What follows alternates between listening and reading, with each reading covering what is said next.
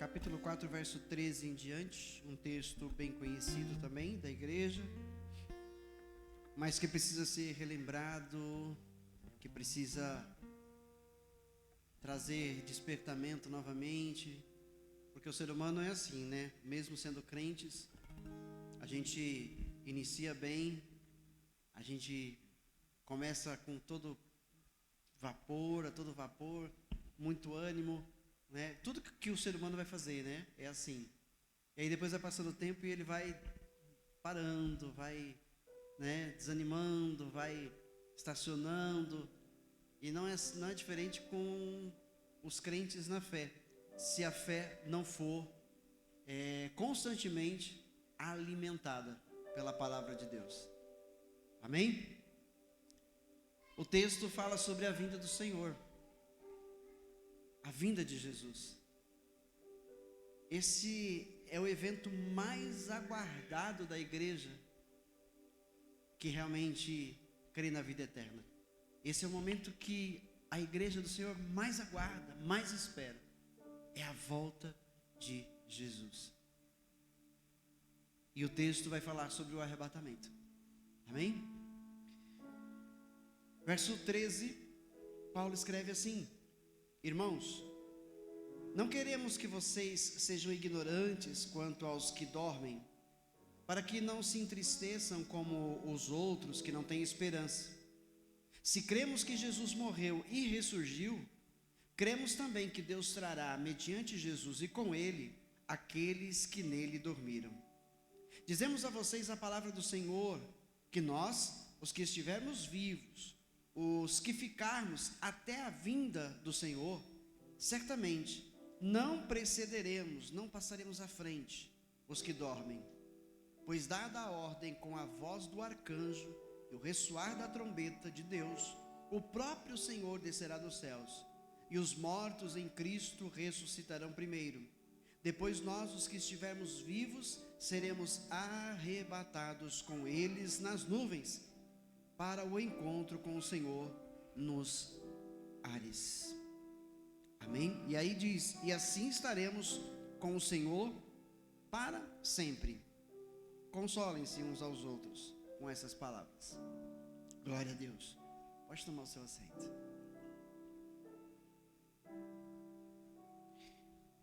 Tem um filme que eu acredito que muitos de nós já assistiu, e acredito talvez até todos já tenham assistido, né, da nossa igreja, que é o filme Deixados para Trás, né?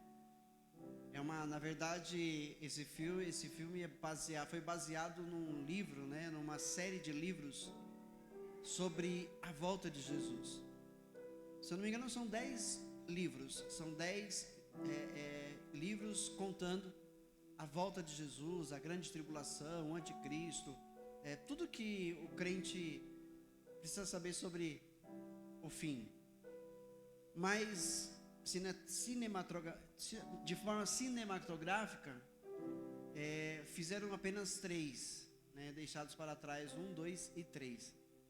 Mas é um filme bem interessante, tem cenas assim bem chocantes acerca da volta de Jesus.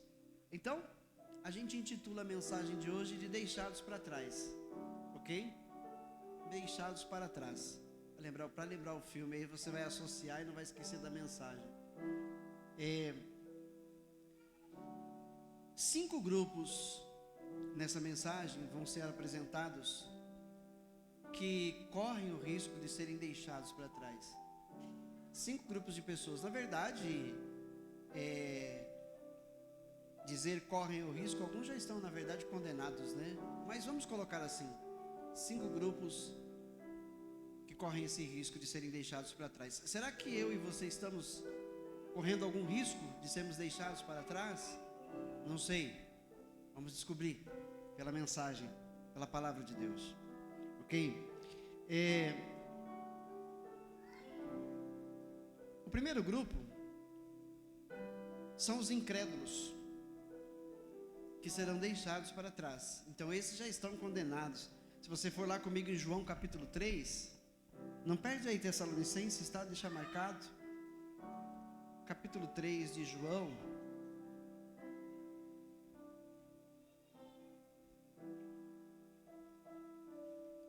no verso,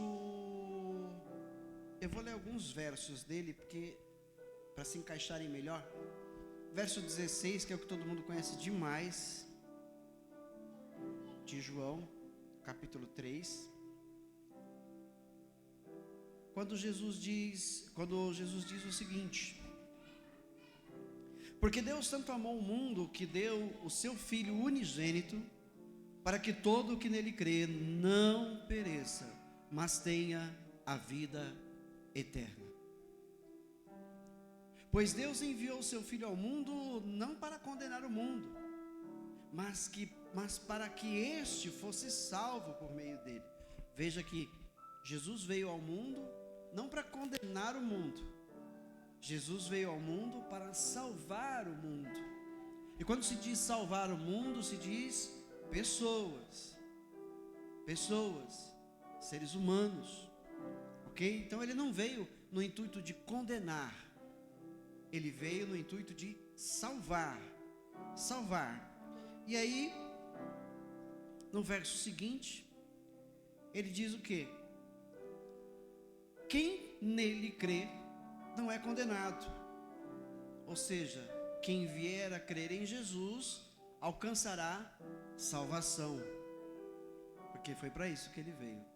Agora, quem não crê já está condenado, por não crer no nome do Filho unigênito de Deus. E este é o julgamento: a luz veio ao mundo, mas os homens amaram as trevas e não a luz, porque as suas obras eram más. Quem pratica o mal odeia a luz e não se aproxima da luz, temendo que as suas obras sejam manifestas. Mas quem pratica a verdade vem para a luz, para que se veja claramente que as suas obras são realizadas por intermédio de Deus. Aleluia. Então o primeiro grupo é formado por aqueles que ouviram o Evangelho, porque a Bíblia diz que o Evangelho seria pregado em todo o mundo. O Evangelho seria pregado em todo o mundo. Então alguém dizer nos dias de hoje que não ouviu o Evangelho, que não ouviu sobre Jesus Cristo, fica até estranho de se dizer, né? Eu nunca ouvi. Impossível. Claro, existem lugares no mundo ainda não alcançados pelo Evangelho, mas nesse mundo conhecido, nesse mundo habitado, de grandes cidades, né, de milhões e milhões de pessoas, todos já ouviram falar de Jesus.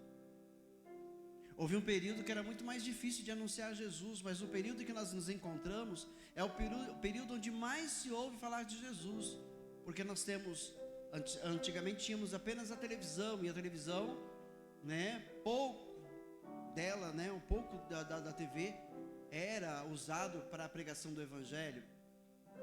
Nos dias de hoje existe a TV, o rádio e a internet. A internet é o veículo que alcança todo ser humano nessa terra, praticamente todo, com exceção de poucos, né, que não têm acesso, mas 90 e poucos % aí tem acesso. Então já ouviram falar de Jesus, ok? Então já ouviram falar do Evangelho, mas porém rejeitaram a Jesus. São esses aqui. Lembra da parábola que Jesus contou sobre as sementes? Que a primeira parte da semente caiu aonde? No caminho. E aí vieram as aves do céu e comeram aquelas sementes. É esse grupo de pessoas. Ouviram, mas não deram valor. Ouviram e não quiseram se arrepender. Ouviram e zombaram. Este grupo está condenado. Vai ficar. Quando Jesus voltar, esse grupo vai ficar. O problema não é falta de oportunidade, mas a recusa contínua dessas pessoas em aceitar a salvação em Jesus. Então esse é o primeiro grupo, os incrédulos. Guarda aí, os incrédulos é um grupo de pessoas que não vai estar com Deus na eternidade. Amém? O arrebatamento como nós cremos, existem algumas teorias, ou melhor, correntes evangélicas acerca da vinda de Jesus. Uns acreditam que Jesus vem a qualquer momento, outros acreditam que Jesus vem depois do tempo chamado de grande tribulação. A grande tribulação é um tempo que ainda não existiu no planeta, né? Já existiram muitos tempos de tribulações, mas um tempo de a grande tribulação ainda não existiu. Daniel nos diz no capítulo 12 que haverá um tempo ao qual jamais houve um igual, e depois desse tempo jamais haverá outro. Então é um tempo ainda não vivido neste planeta, né? Se a gente olha para tudo que está acontecendo agora, meu Deus, o mundo já está um caos, mas não é uma grande tribulação. Eu não sei se eu consigo nessa mensagem falar um pouco mais sobre a grande tribulação, mas imagine você na Venezuela quando aconteceu o terremoto, ou na Colômbia agora recentemente, ou no Japão. Com certeza as pessoas que passaram por aquele momento sentiram o que eles poderiam chamar de uma grande tribulação. Perderam casas, perderam famílias, perderam tudo. Pessoas estão desabrigadas, morando em tendas ao ar livre, e prédios, somente as pedras e mais pedras, nada ficou de pé. Então para aquelas pessoas parece uma grande tribulação, mas não é. É uma tribulação. A grande tribulação é porque ela vai ser mundial e ao mesmo tempo. Todos os acontecimentos do Apocalipse cada um deles que acontecer, cada um deles que ocorrer, vai acontecer em âmbito mundial. O mundo inteiro vai ser atingido ao mesmo tempo, pelas pragas, pelas taças que vão ser derramadas. Então esse é o período chamado grande tribulação, porque ele é mundial, tá certo? Então essas pessoas, o crente não sabe o que é uma grande tribulação, não consegue entender ainda. Sabe que existirá, mas não consegue imaginar como seja, não consegue. E aí então, em meio a isso, alguns crentes, uma corrente teológica acredita que o arrebatamento vai acontecer antes desse tempo, e outros já acreditam que durante esse tempo vai acontecer a vida de Jesus, e outros ainda, uma terceira vertente, ainda acredita que após essa grande tribulação é que Jesus volta. Não dá para bater o martelo se é na primeira, na segunda ou na terceira, mas que Jesus vem, Ele vem. Que Jesus vem, Ele vem.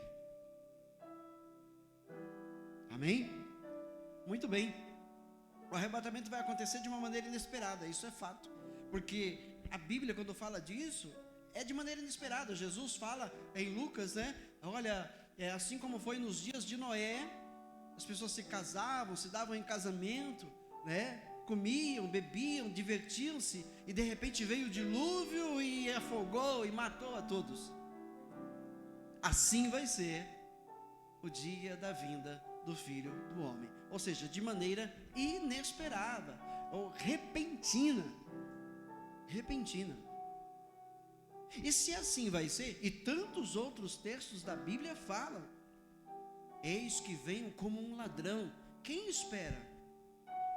A pessoa está lá, andando na rua com o celular lá, de repente vem dois bandidos malditos numa moto e leva embora os pertences da pessoa. Ela esperava aquilo?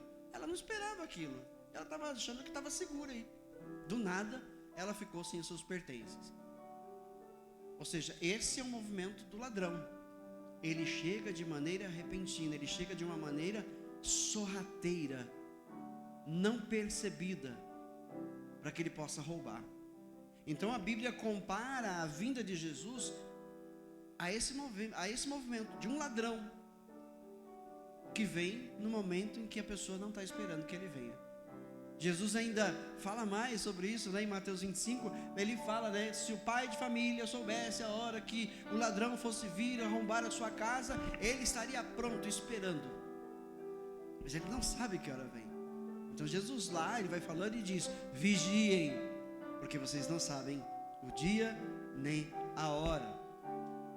Não sabem o dia e nem a hora.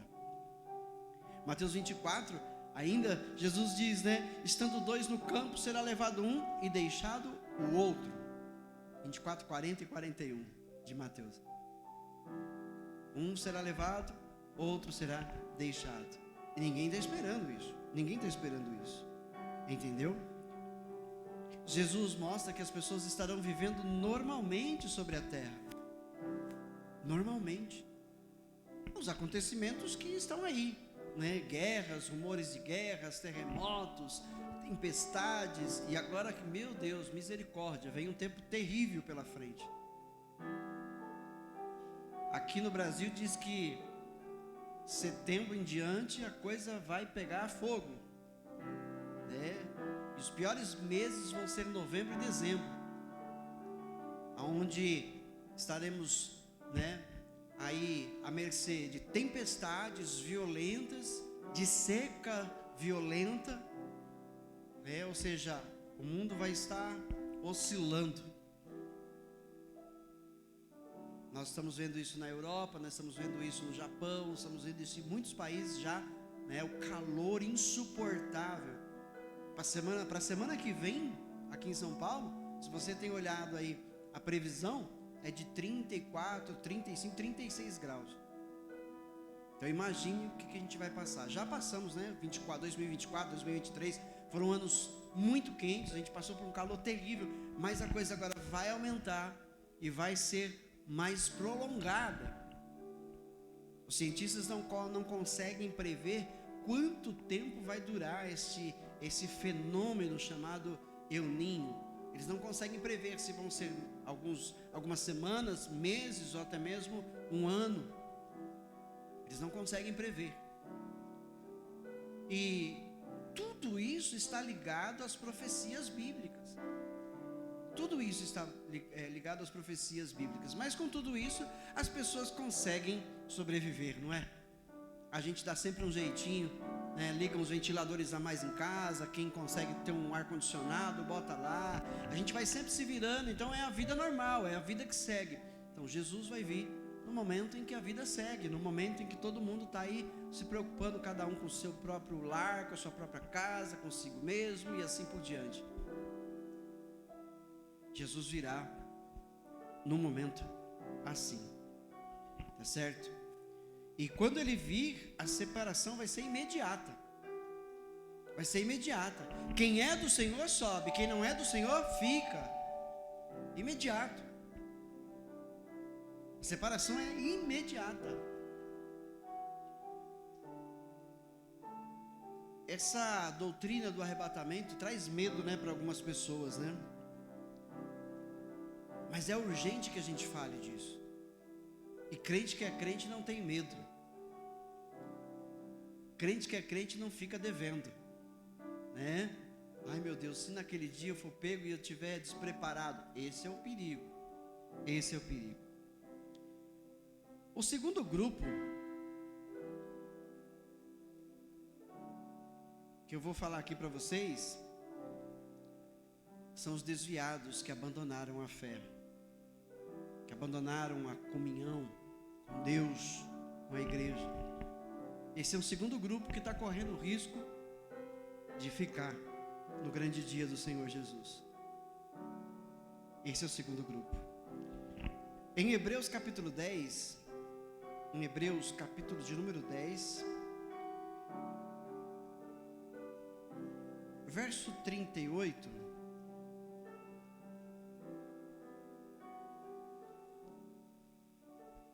aleluia.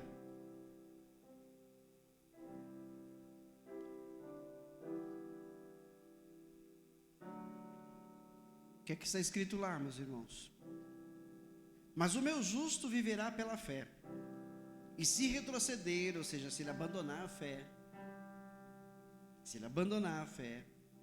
não me agradarei dele.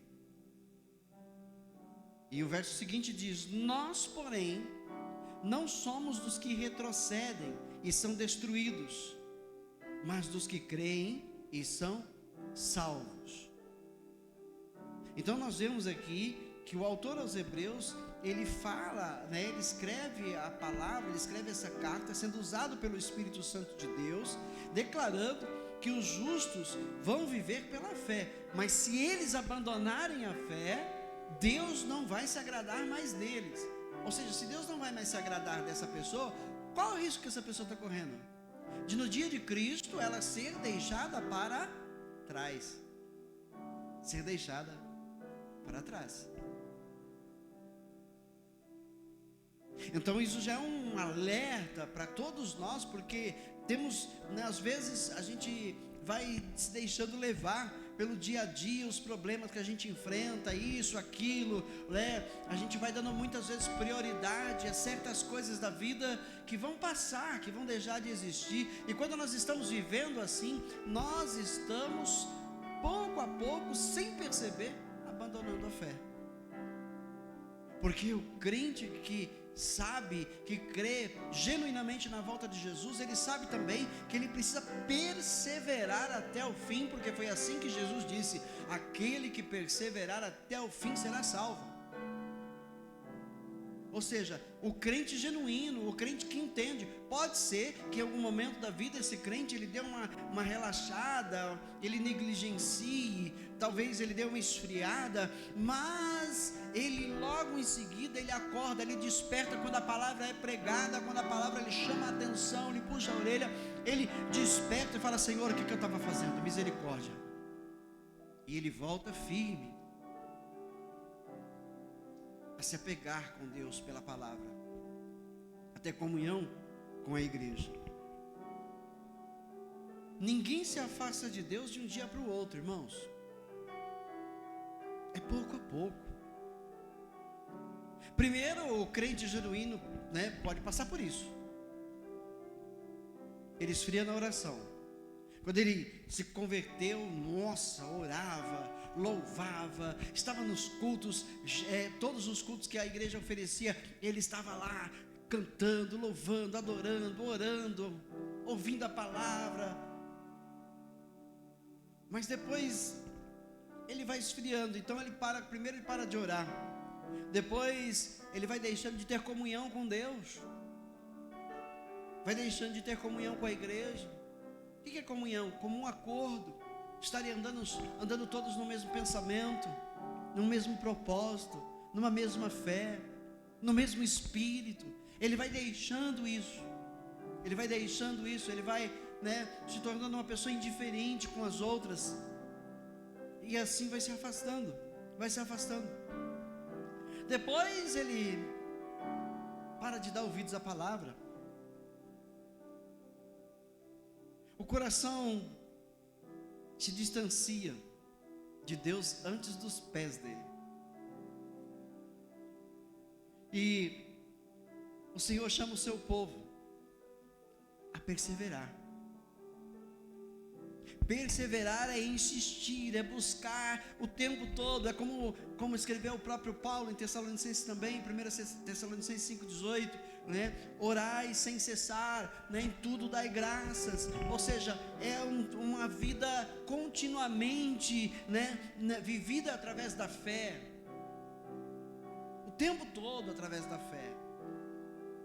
Deus chama a perseverar, ou seja, perseverar em oração, perseverar na palavra, perseverar em fazer o bem, perseverar, né, em não desistir, perseverar em não olhar para trás, perseverar em olhar para frente, para o seu alvo, de onde vem, né, a vitória, de onde vem a vida eterna de Jesus. Está demorando, Jesus não volta, mais de 2000 anos, né? Eu acho que Jesus não vem nesse tempo não. E aí para de dar, né, para de ter responsabilidade com a obra, para de ter responsabilidade com a palavra, para de ter responsabilidade com a igreja, e começa a de novo, né, passear pelo mundo, e vai sendo enredado, vai sendo enlaçado novamente, e se não tomar cuidado é levado embora de volta. Se não tomar cuidado é levado de volta. Então você precisa estar atento. Tem que tomar cuidado com o mundo, porque o mundo é o nosso maior inimigo. O mundo é o maior inimigo. Olha lá, 1 João capítulo 2. 1 João capítulo 2, verso 15.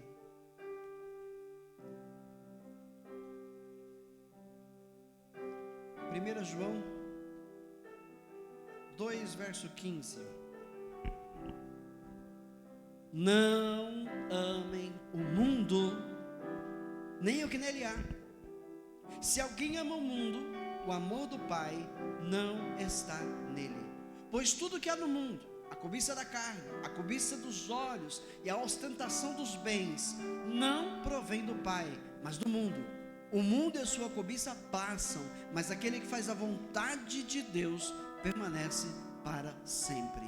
Então veja como o mundo é inimigo de um crente verdadeiro. O mundo é inimigo de Deus. Lembra que Jesus falou lá em João 17, falou para os discípulos: não fiquem admirados se o mundo odeia vocês. O mundo odiou primeiro a mim. Ou seja, quem é de Cristo é odiado pelo mundo. Qual é o trabalho do mundo? O trabalho do mundo é tentar desviá-lo de Cristo. O trabalho do mundo é tentar desviá-lo da verdade. O trabalho do mundo é enredá-lo, é levá-lo de volta às trevas, trazendo, riquezas, ostentação das riquezas, trazendo a cobiça de ter, de possuir, de alcançar. Tudo isso leva o crente para longe de Deus. Então são muitos os que abandonaram a fé. Nós vemos, por exemplo, pelos falsos líderes, os falsos mestres, os falsos profetas que tanto Jesus falou. Começaram bem e de repente se desviaram por causa das riquezas.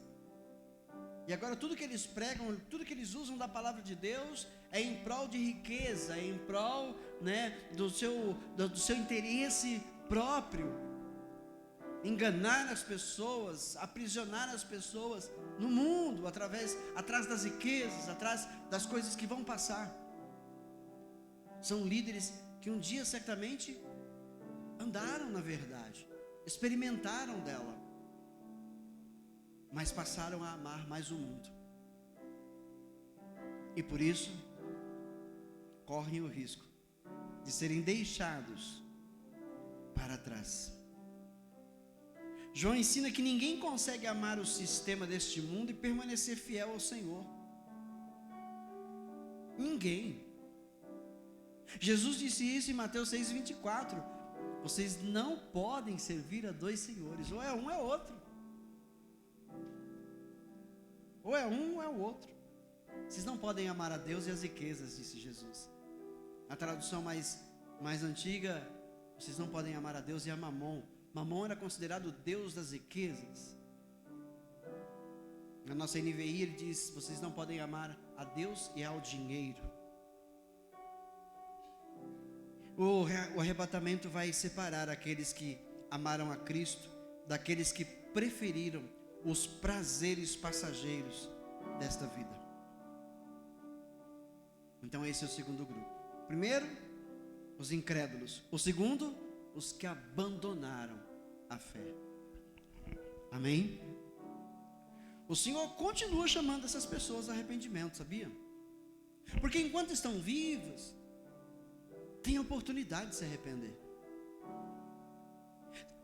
Há um texto de Paulo, que Paulo diz assim, que se você conseguir trazer a conversão um deles, uma multidão de pecados dessas pessoas vai ser perdoado. Ou seja, Deus está dando a oportunidade ainda para que eles se arrependam. Mas eles estão correndo um sério risco de ficar.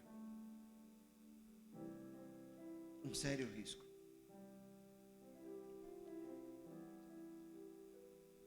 O arrependimento continua sendo o caminho da restauração. Hoje ainda é tempo. Ainda dá tempo para essas pessoas de voltar para Deus antes que aquela trombeta seja soada. Antes da trombeta ser tocada, porque quando a trombeta tocar, a Bíblia diz que o Senhor descerá dos céus. E os salvos serão arrebatados. Acabou. Aí já não tem mais tempo para quem vai ficar. Aí já não tem mais tempo para incrédulo, não tem mais tempo para quem desviou-se da fé. Não há mais tempo. Quando essa trombeta tocar, acabou. Acabou. O terceiro grupo,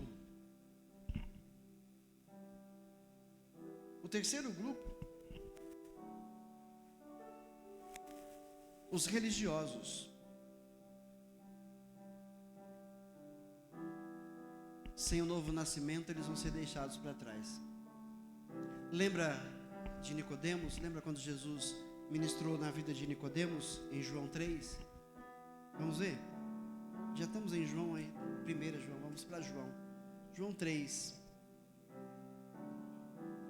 No verso 1 em diante, diz assim: havia um fariseu chamado Nicodemos, uma autoridade entre os judeus.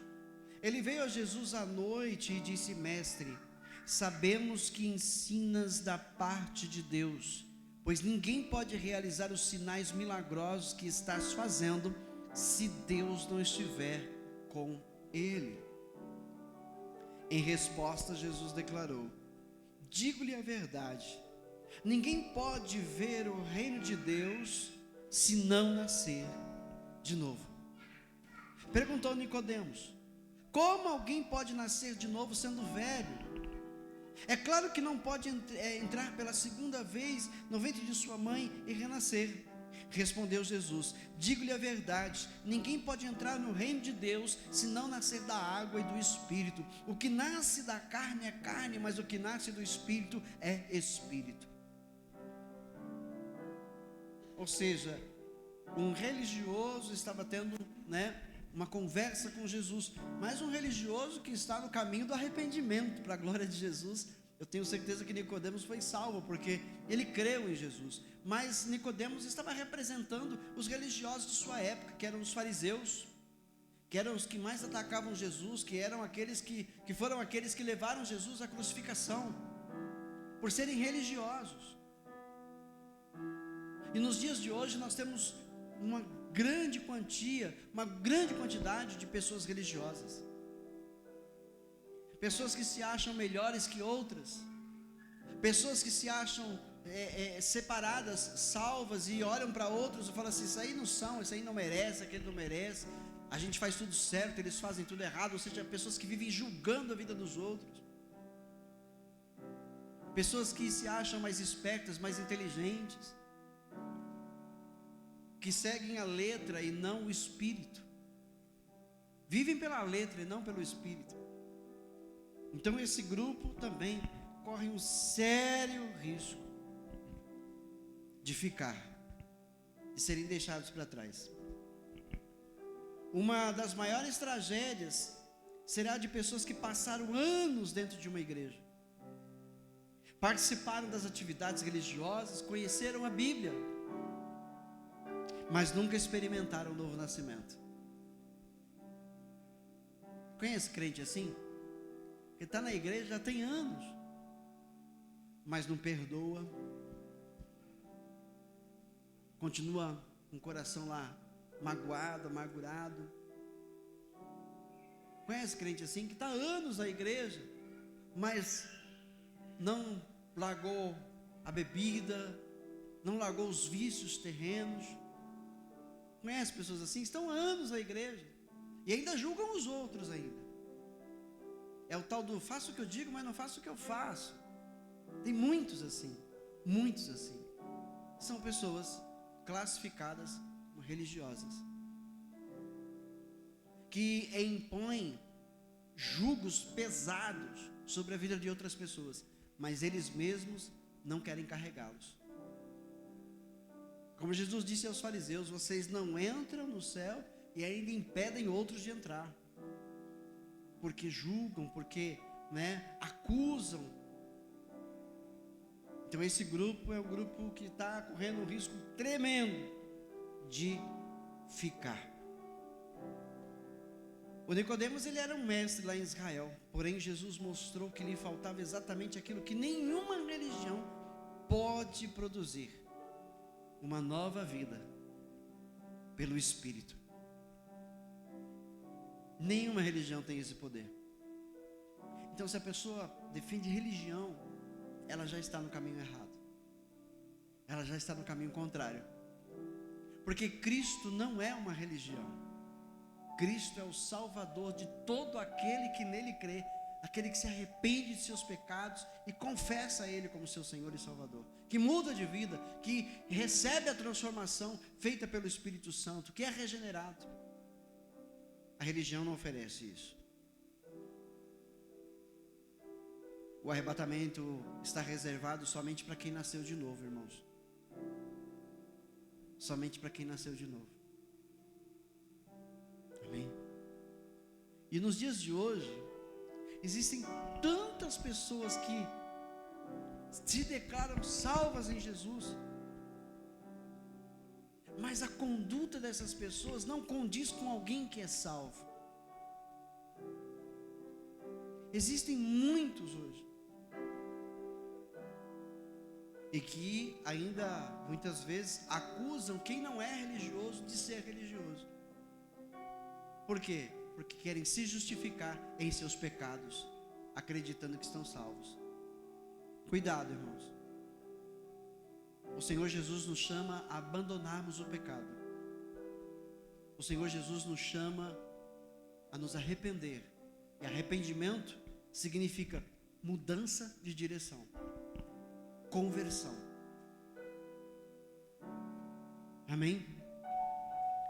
Muitas vezes nós vemos crentes piedosos, que fazem o bem, mas irmãos, a piedade não vai substituir uma vida transformada.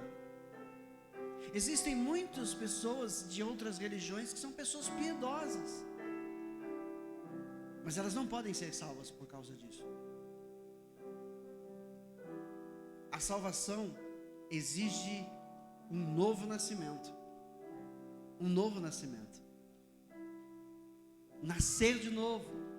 Ou seja, a renúncia daquilo que é, daquilo que se é, para aprender de Deus como se deve ser. É renunciar a si mesmo, para não fazer mais sua própria vontade, mas a vontade de Jesus, a vontade do Senhor. É possível falar como cristão, participar da igreja, manter uma boa aparência espiritual, sem jamais experimentar uma transformação genuína. Por isso que Jesus falou, né, que o joio e o trigo eles crescem juntos e não dá para discernir quem é joio, quem é trigo. Lembra da parábola que Jesus conta? Que os empregados daquele patrão, eles quando perceberam que aquele patrão percebeu que alguém foi lá e semeou junto o joio com o trigo, né? Aqueles disseram: quer que nós arranquemos o joio? Ele disse: não, para que vocês não se confundam e acabem arrancando o trigo junto. Deixem eles crescer juntos. No dia da colheita faremos a separação. Então existem muitas pessoas que têm aparência de crente, participa da igreja, que é piedoso. Deus não observa apenas o exterior dessas pessoas, nem o meu, nem o seu. Ele olha lá dentro. Lembra de Samuel, quando ele foi à casa de Jessé? Quando seus filhos chegaram à mesa, e ele bateu o olho num deles e disse: com certeza esse é o rei que Deus quer para Israel. E Deus imediatamente falou com Samuel: não é assim. Você, Samuel, vê o que está por fora, eu olho o que está lá dentro. Entendeu? Então ninguém consegue enganar a Deus participando da igreja, fazendo boas obras, né? Se colocando como um ser humano espiritual. Deus conhece o interior desses corações. Ele sabe quais são as intenções desses corações. Amém? Amém? Porque nem todo aquele que diz Senhor, Senhor pertencem ao reino de Deus. Jesus disse: naquele dia, muitos vão chegar até mim e vão dizer: mas Senhor, Senhor, em teu nome fizemos milagres, em teu nome enchemos a igreja. E Jesus vai dizer para eles: afastem-se de mim, eu nunca os conheci. Percebe? Ou seja, eles estão colocando coisas que eles realmente fizeram. Eles realmente fizeram essas coisas. Mas Jesus disse: eu nunca conheci vocês. Por quê? Porque era só exteriormente. O interior daquelas pessoas não estava aprovado por Deus. Não foram transformados, não se deixaram transformar. Jesus advertiu que muitos apresentarão obras, dons e atividades religiosas, mas vão ouvir essa frase: nunca os conheci. O problema não era a falta de serviço, mas a ausência da comunhão com Deus. Então cuidado, irmãos, para não trabalhar demais na obra de Deus e ter comunhão de menos com Deus. Cuidado. Marta foi advertida. Ela foi advertida pelo Senhor que Maria tinha escolhido a melhor parte: sentar, ouvir, absorver, para depois trabalhar. Ok? A maior necessidade da igreja não é apenas formar religiosos, mas discípulos transformados pelo Espírito Santo. Jesus disse aos apóstolos: vão pelo mundo e façam discípulos. O que é um discípulo? É um seguidor. Seguidor de quem? Do próprio Jesus. Um seguidor, um discípulo é alguém que imita o seu mestre, que imita o seu professor, que anda nos passos dele. Então Jesus disse: vão e façam discípulos, não religiosos, não pessoas religiosas. Ainda há tempo para essas pessoas abandonarem a confiança na religiosidade e buscar um relacionamento verdadeiro com Cristo. Ainda há tempo. Se você conhece alguém assim, ministre com amor o coração dessas pessoas. Diga para eles: precisamos buscar mais a Deus, no íntimo. E o outro grupo agora são os falsos obreiros, ou seja, até que eu já citei aqui, os falsos profetas. Eles vão ser deixados para trás.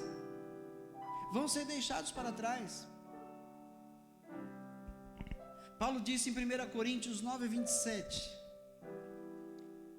1 Coríntios 9, 27.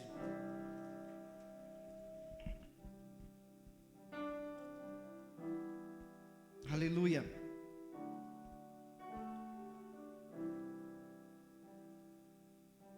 Mas esmurro o meu corpo e faço dele meu escravo, para que depois de ter pregado aos outros, eu mesmo não venha a ser reprovado. Percebe? Ou seja, nós que estamos em evidência, trabalhando na obra do Senhor, precisamos o tempo todo fazer o que Paulo também fez. Esmurro o meu corpo, ou seja, eu ponho o meu corpo, na dependência de Deus. Eu não me deixo levar pela minha carne, ou seja, trouxe, muitos líderes acabam se tornando evidentes demais, começam a ganhar fama, começam a ficar famosos, renomados, e se perdem, porque não sabem lidar com isso. Paulo então disse: eu esmurro o meu corpo e faço dele meu escravo, para que depois de ter pregado aos outros, eu mesmo não venha a ser reprovado. Eu vi um pregador muito conhecido, na mídia, ele pregando sobre um determinado assunto, interessante o assunto dele, ele pregando, e aí ao final da mensagem perguntam algo para ele sobre prosperidade, e aí então ele acaba se deixando ficar, para quem conhece de verdade, a palavra, ele acaba ficando nu com o que ele disse. E ele foi perguntado para ele sobre prosperidade, e aí ele pegou e falou assim: Quantos textos há na Bíblia, né, aonde fala que o crente tem que sofrer, aonde o crente tem que passar por necessidades? Aí ele citou: eu conheço um, nesse mundo tereis aflições. E aí ele diz que conhece tantos outros que fala que o crente vai prosperar, que vai alcançar, ou seja, ali ele ficou nu. Ele foi enganado pelo seu próprio ego, e está fazendo a vontade de seus líderes, pregando no erro. Se nós não tomarmos cuidado com isso, a gente acaba caindo também. Então, seguir o exemplo de Paulo é muito importante, quando ele diz: mas esmurro o meu corpo e faço dele meu escravo, para que depois de ter pregado aos outros, eu mesmo não venha a ser reprovado. Preguei tanto, mas não vivi. Fiz o contrário. Entendeu? A Bíblia ensina que alguém pode pregar, ensinar, liderar e ser admirado pelos homens, mas perder a comunhão com Cristo. Paulo entendia que nem mesmo seu ministério dispensava de viver em constante vigilância. Não é porque Paulo havia alcançado um patamar espiritual elevado que ele não deveria mais vigiar. Muito pelo contrário, aí é que ele deveria vigiar ainda mais. E lembre-se que Jesus disse isso no Getsêmani: vigiem e orem, pois o espírito está pronto, mas a carne ainda é fraca. Então, se a gente não tomar cuidado, irmãos, a gente se perde. A gente se perde.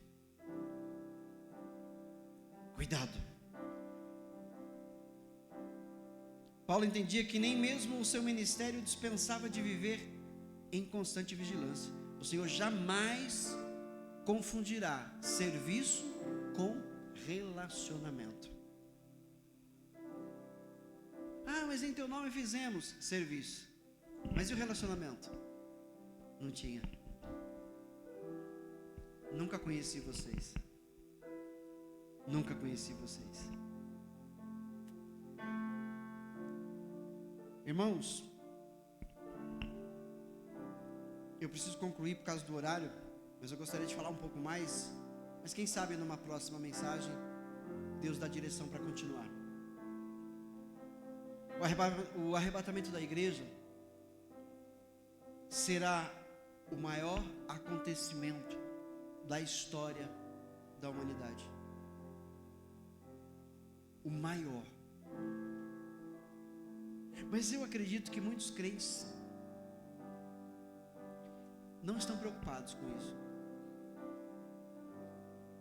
Porque como demora, talvez não seja nessa geração. Alguns pensem assim, né? Então eles não se preocupam com isso. E quando você não se preocupa com isso, você está correndo um sério risco de ficar quando Jesus voltar. Mais uma vez, vou repetir a frase de Jesus: aquele que perseverar até o fim será salvo. Ou seja, que permanecer em Cristo até o fim, que continuar em Cristo até o fim. Jesus disse: se as minhas palavras permanecerem em vocês, vocês permanecerão em mim. Viu? Requer, uma perseverança constante. A palavra de Deus precisa permanecer no nosso coração, para que nós possamos permanecer em Cristo. Senão, teremos uma grande surpresa desagradável naquele dia. Em um abrir e fechar de olhos, Cristo vai vir buscar a sua igreja. Aí dizem: não, mas esse abrir e fechar de olhos é aquele momento ali. Não, é o arrebatamento da igreja. Paulo deixou bem claro no texto que nós lemos inicialmente: nós não vamos passar à frente daqueles que já se foram, daqueles que já dormiram, daqueles que já morreram em Cristo. Ao som da trombeta eles vão ressuscitar primeiro, vão ser transformados, ou seja, vão ser glorificados e elevados aos céus. E os que estiverem vivos para esse dia vão ser transformados, num abrir e fechar de olhos, transformados e elevados aos céus, a se juntarem com os demais. Compreendeu isso, irmão? Um abrir e fechar de olhos, Jesus vem para buscar a sua igreja, o seu povo. Para uns será o início de uma alegria eterna, para outros, tristeza e dor eternas. À luz da palavra de Deus, a gente viu aqui alguns grupos, que correm um sério risco de ficar quando Jesus voltar. Os incrédulos, crentes que não vigiaram, crentes que se envolveram de novo com o mundo, amaram o mundo, os que se desviaram e abandonaram a fé. Olha o risco disso. Os religiosos e os falsos mestres. Que nós não nos encaixemos em nenhum desses grupos, irmãos, em nome de Jesus. Que nós sejamos os vigilantes da última hora. Que nós sejamos aqueles que vigiam dia após dia. Que nós sejamos aqueles que não se deixam levar pelas ofertas que o mundo faz todo dia. Que nós não nos deixemos levar por aqueles que estão tentando nos enganar lá fora, se dizendo crentes, mas não são. Pecado sempre vai ser pecado, coloca isso no teu coração. O pecado sempre vai ser pecado, e o pecado afasta o ser humano de Deus. Então cuidado com os falsos pregadores desta era. Pregadores que só falam de bênção, bênção, bênção, bênção, mas não falam do pecado, não falam do arrependimento, não falam da santificação, não despertam a igreja para se prepararem, porque eu e você precisamos estar preparados para aquele dia. Para encerrar, eu vou ler o texto de 1 Tessalonicenses capítulo 5, verso 23. Verso 23. Que o próprio Deus da paz os santifique inteiramente. Que todo o espírito, alma e o corpo de vocês sejam preservados, irrepreensíveis na vinda de nosso Senhor Jesus Cristo. E o 24. Aquele que os chama é fiel e fará isso. Precisamos estar preparados, porque aqui Paulo está dizendo, é necessário vocês estarem preparados, que todo espírito, alma e corpo de vocês sejam preservados, irrepreensíveis para a vinda de nosso Senhor Jesus Cristo. Guarde-se para Deus. Guarde-se para Deus, santifique-se, ore, busque a presença de Deus o tempo todo, enquanto trabalha, enquanto caminha lá fora, enquanto está dentro de casa com a família. Não se esqueça de Deus, da sua palavra, de seus mandamentos, para que naquele dia possamos estar juntos, subindo e dando glórias a Ele na eternidade. Aleluia. Amém? Guarda essa palavra no teu coração e viva essa palavra. Se esforce para não se encaixar em nenhum desses grupos. Se esforce a cada dia, e o Espírito Santo vai te ajudar. Tenha certeza disso. Você não está sozinho. O Espírito Santo habita em você e vai te ajudar a permanecer firme e fiel até o grande dia. Deus abençoe. Aplaude Jesus.